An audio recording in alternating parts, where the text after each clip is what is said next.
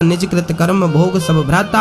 करनी का फल तो भोगना पड़ता है, ऐसा तो सुना होगा आपने। फिर प्रश्न ये खड़ा हुआ कि जब मैं आत्मा हूं तो भोगेगा कौन? अच्छा बताओ, आपके कर्मों का फल कौन भोगेगा? कौन भोगेगा?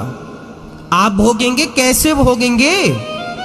भोगने के लिए शरीर तो होना चाहिए। शरीर तो आपका 5 तत्वों में मिल गया है। बिना शरीर के कैसे भोग लेंगे? फोड़ा शरीर में ही तो होगा। शरीर ही नहीं होगा तो फोड़ा कहां हो जाएगा? आकाश में फोड़ा होगा? अरे इसी जन्म में होता है भाई, ये क्या बेवकूफ बना रहा सबको। बोलो भोगेगा कौन? हमारे पापों का फल कौन भोगता है? मां जोर से बोलो, जल्दी, समय कम है। कौन भोगेगा? अरे जो करेगा वो तो भोगेगा साहब, पर ये कौन है? शरीर भोगेगा कि आत्मा भोगेगा कि कोई फलाना भोगेगा कि पड़ोसी भोग लेगा कि मम्मी भोगेगी, पापा भोगेगा? कौन भोगेगा?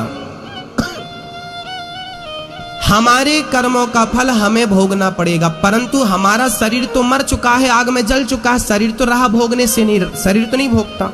अरे इसी जन्म में भोगेगा आत्मा भाई, कभी ये साला कुछ भी बोल रहा है। अरे ये जन्म है तो इसी जन्म में कर्म का फल भोगे ना, आगे कैसे नहीं भोगती। आत्मा को सुख दुख नहीं होता। नैनम छिंदन्ति शस्त्राणि, गीता इसका उदाहरण है, सबूत है। ना तो हमारे पापों का दंड शरीर भोगता है, ना तो हमारे पापों का दंड आत्मा भोगती है। फिर कौन भोगता है? फिर कौन भोगता है? बोले हमारे शरीर कितने हैं, इसके लिए हमें यह जानना पड़ेगा। हमारे शरीर कितने हैं बताओ? हमारे पास शरीर, अरे शरीर भोगता है। शरीर को जो सेंसेशन देता है पेन का, वो कौन देता है? आत्मा से ही आता है। तो आत्मा भोगता है। अगर आत्मा को कुछ ही नहीं होता तो फिर दुख सुख का क्या मतलब है बे? कटने का, कटने से जो पेन होता है, कुछ भी। शरीर कितने होते हैं दादाजी? बताइए, बोलो। नहीं, 3 शरीर होते हैं।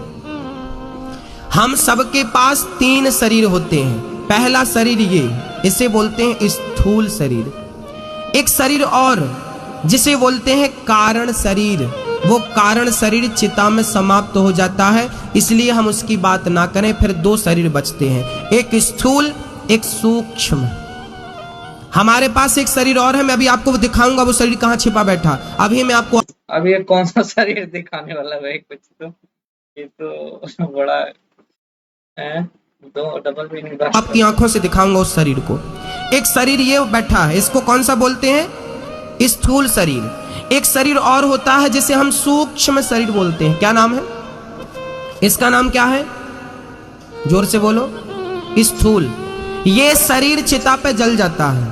ये शरीर मिट्टी से बना, मिट्टी में मिल जाता है। पर जो सूक्ष्म शरीर है वो मरता नहीं है साहब, वो मिटता नहीं है। वो सूक्ष्म शरीर अब मैं आपको दिखाता हूं, देखो। आपने कभी सपना देखा कि नहीं?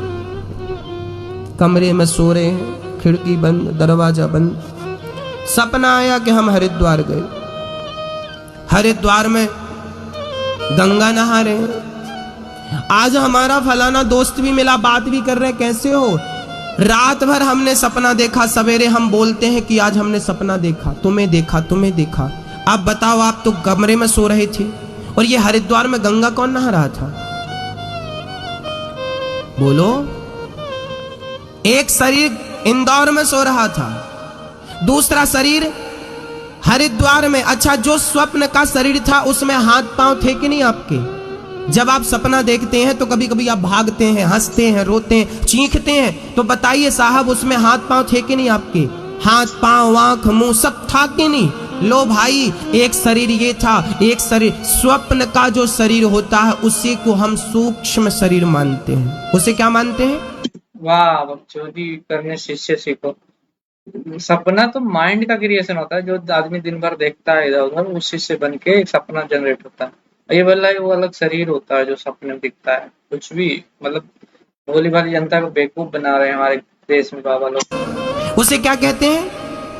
ये शरीर तो यहीं जल जाता है, पर वो स्वप्न वाला शरीर कभी जलता नहीं। और वही शरीर यहाँ से सीधा मरने के बाद जब हम लोग कहते हैं मर गया, जब हम यहाँ से आत्मा चली जाती है तो वही सूक्ष्म शरीर यहाँ से भगवान के पास जाता है और भगवान उसे अपने पास बिठाते हैं, पानी पिलाते हैं, भोजन कराते हैं, गले लगाते हैं, बढ़िया सी चेयर पर बिठाते हैं और भगवान। अच्छा, भगवान को सूक्ष्म शरीर है मान लिया, तो एक एनर्जी ही होगा जो दिखता नहीं है, तो पानी कैसे पीता है, खाना कैसे खाता है, कुछ भी बेवकूफ बना रहा था लच्छूतिया आदमी। कहते हैं चलो हम तुम्हें एक पिक्चर दिखाते हैं, वहां बहुत बड़ी टीवी लगी है, जैसे यहाँ लगी बड़ी टीवी लगी भगवान के यहाँ, क्या बकचोदी कर रहा है?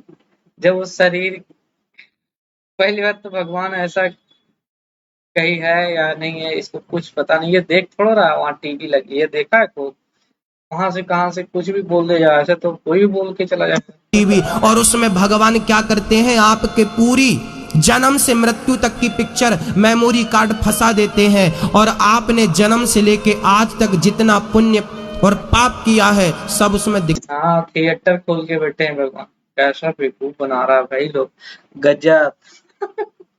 थिएटर चीटी लगा देते, ऐसा नहीं होता है, एनर्जी है वो निकल जाती है, निकल गई तो कहाँ कहीं जाने की जरूरत नहीं है, वो एनर्जी मिल जाती है, स्टॉक ऑफ एनर्जी मिल जाती है। कि बाबा अनपढ़ लोग, गंवार लोग, कभी स्कूल नहीं गया, इसको कुछ नहीं पता, कुछ बेवकूफ दिखता है। भगवान बाजू में बैठे बोलते देख तुझे किस लिए भेजा, तू क्या कर रहा, देख देख तू किसी का गला। अरे भेजा है भगवान। अब जब बोलता है कि सारा कुछ भगवान की मर्जी से होता है, तो भगवान की क्या क्यों बोलेगा, भगवान जो भी हुआ है तो उसकी मर्जी से हुआ है ना, तो क्या किया क्यों बोलेगा, एक लॉजिक की बात है ना। तुम ही अगले प्रवचन में बोलेगा साला कि सब भगवान की मर्जी से होता है, कुछ भी बेवकूफ बना रहा है लोगों को। दबा रहा, देख तू झूठ बोल रहा है, देख तू कपट कर रहा है, तुझे इसलिए भेजा था।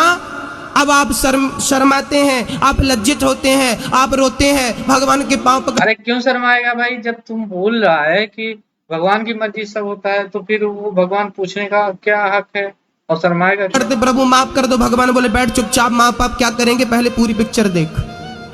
जब आप पूरा पिक्चर देखते हैं तब भगवान यमराज को बुलाते हैं, चलो भाई इनका हिसाब कितना हुआ। यमराज खड़े थे पीछे, पूरा हिसाब कर रहे थे। यमराज ने कहा इनके 5 किलो पाप हुए हैं और 100